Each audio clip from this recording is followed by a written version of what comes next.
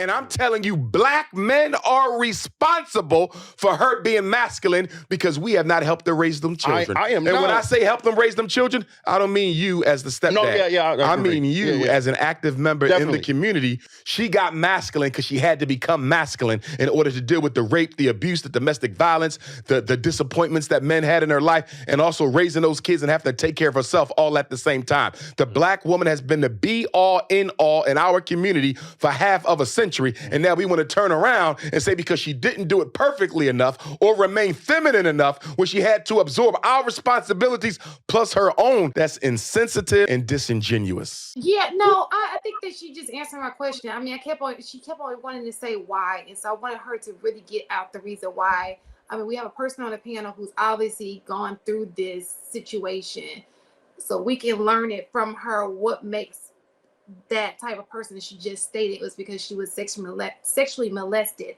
as a child. Because I would have wanted to know the reason why that, why she is the way she is. That's all I was trying to. Well, I'm not like that anymore, but I did experience, like I did, go through that stage in my life.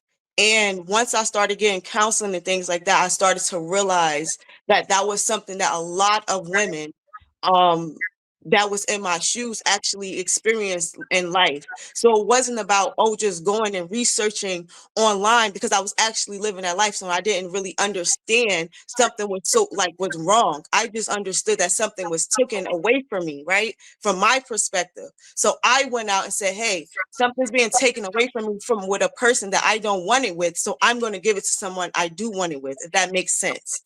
And let me I just want to say, I apologize for that happening to you, and I wish that there would have been men around to actually protect you so that did not happen. And that's a sincerely a heartfelt thing.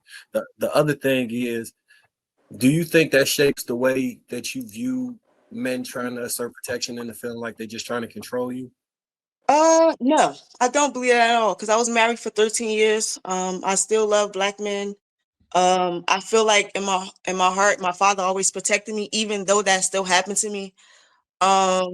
Your parents work and stuff like that. There's just certain things that your parents can't protect you from everything, if that makes sense. 'Cause sometimes just things just happen in life.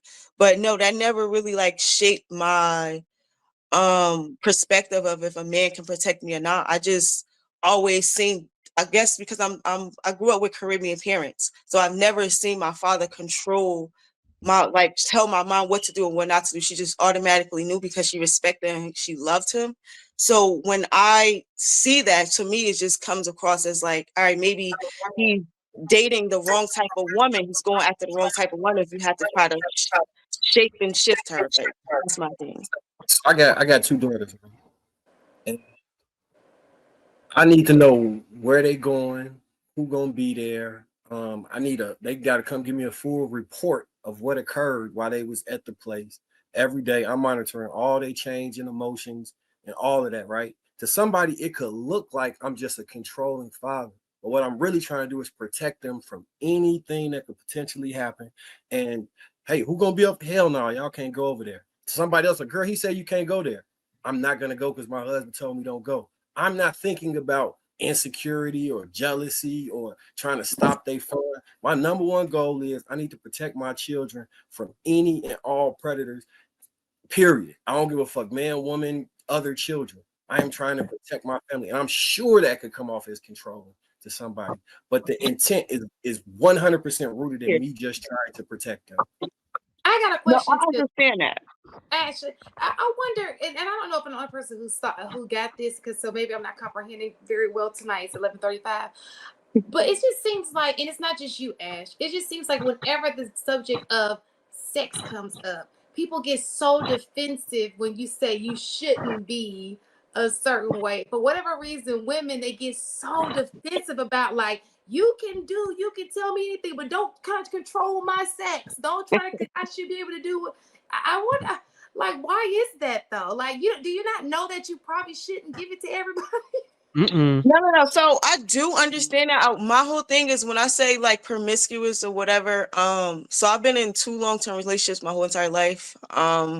I'm 33. This is let me see, the 3rd year I've been going on where I'm separated. I'm about to get divorced legally. From 15 to 19, and then from 15 to 18, then from 19 to 30 going on 31.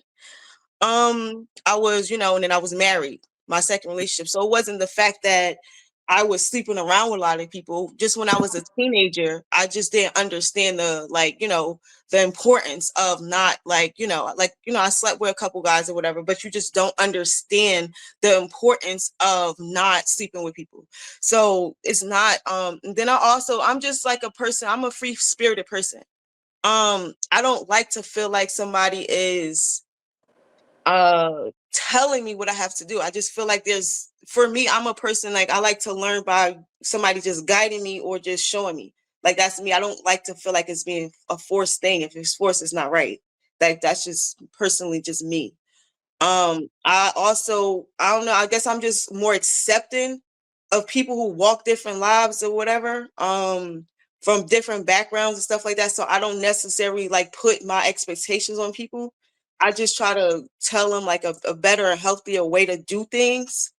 Like, if you're going to be a sexually liberated person, use protection. You don't have to have sex with everybody. Intimacy is not just sex. You can be intimate with somebody, in different ways or whatever, stuff like that. So I don't know. I guess I'm just more open with accepting people for who they are instead of just being like, this is the right way, this is the wrong way, you're this. And I don't know. I'm just not like that.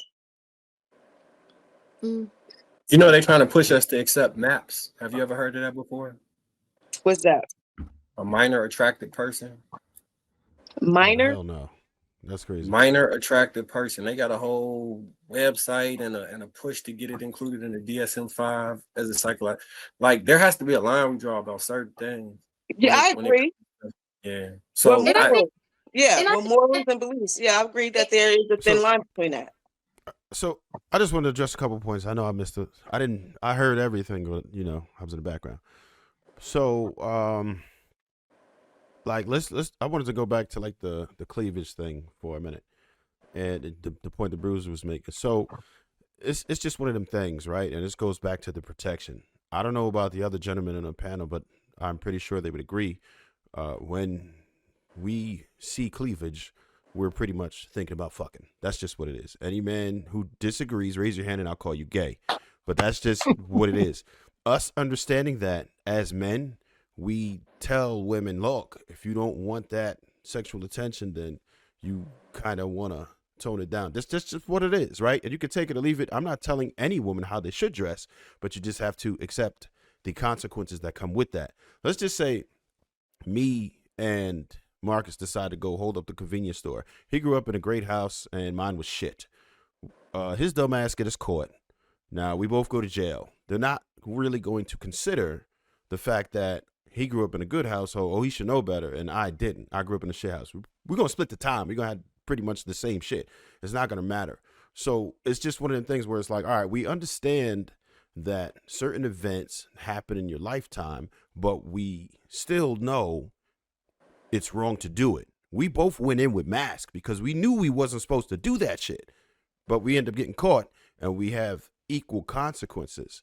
So that's the main thing that we have to focus on, is that sometimes it's fucked up. Some of us are born with plastic spoons and it is what it is.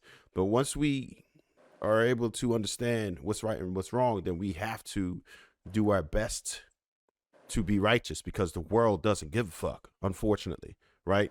People are not going to care what you come from. You're going to be treated the same way regardless of anything. Especially once you're adults, you're definitely not allowed to make those kind of mistakes. People just don't care.